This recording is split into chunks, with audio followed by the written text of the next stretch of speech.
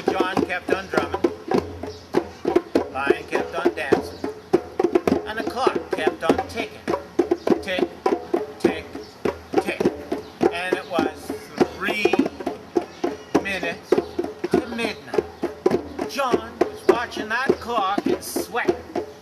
Lion kept on dancing, of course. When there came a soft, gentle knock at that door, a knock so low that only a child could be making that knocking sound. And John was about to say, "Get away from my door," and suddenly the door opened and there was Sabura, a little girl from the village. When Sabura saw what was in the kitchen, she didn't scream. She didn't run away. She said, "John, I heard that drumming.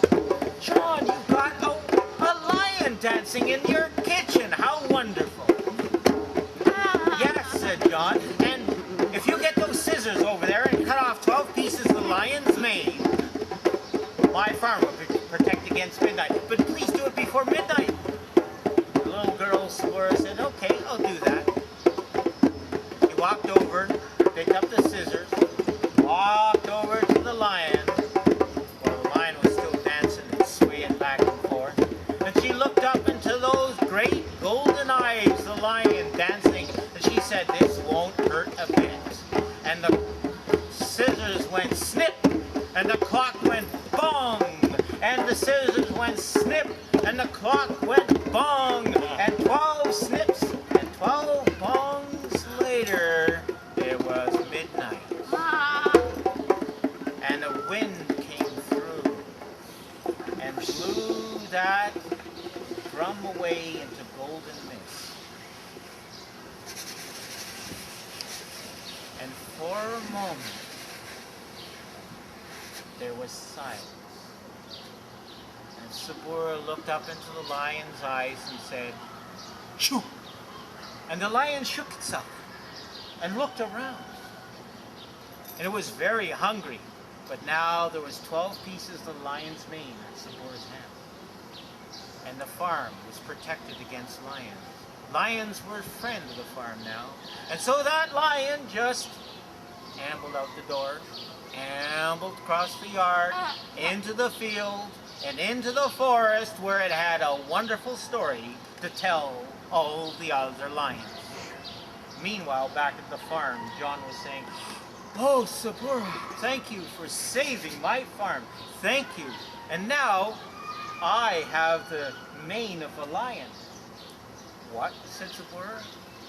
"You have the mane of the lion? You mean I have the mane of the lion, for I cut it. But I'll give you a little piece as a souvenir." And she did. And Sabura left that farm and went back to her house and crawled underneath the blankets in her bed. And she put the mane of the lion underneath her pillow, and she slept.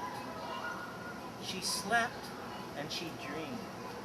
She dreamed that she heard a gentle drumming.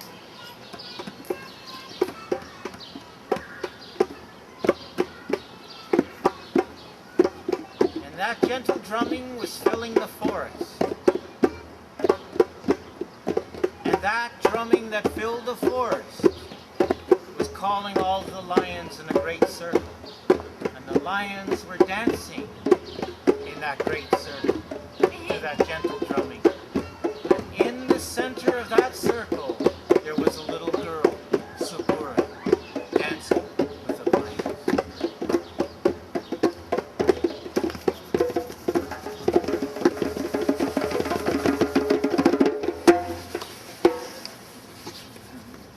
Thank you.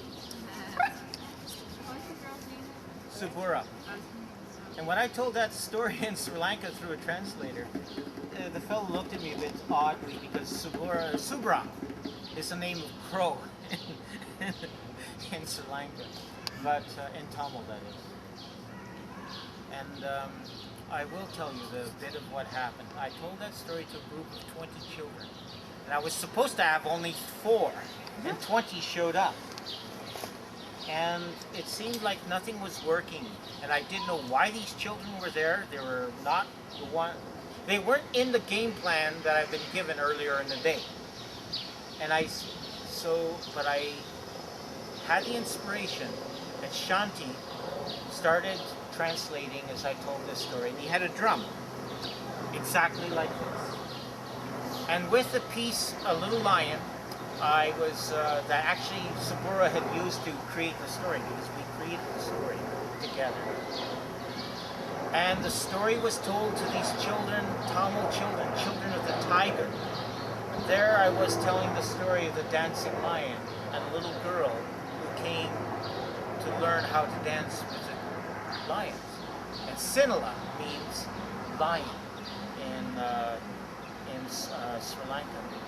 And when we were finished, a wonderful story had been told and translated in the drumming, I found out why those children were there. The year before, all those children had been guests of the Butterfly Peace Garden. Children who were there as a healing garden. But their 9 months had been up, and they'd been away for a year, and they wanted to come back.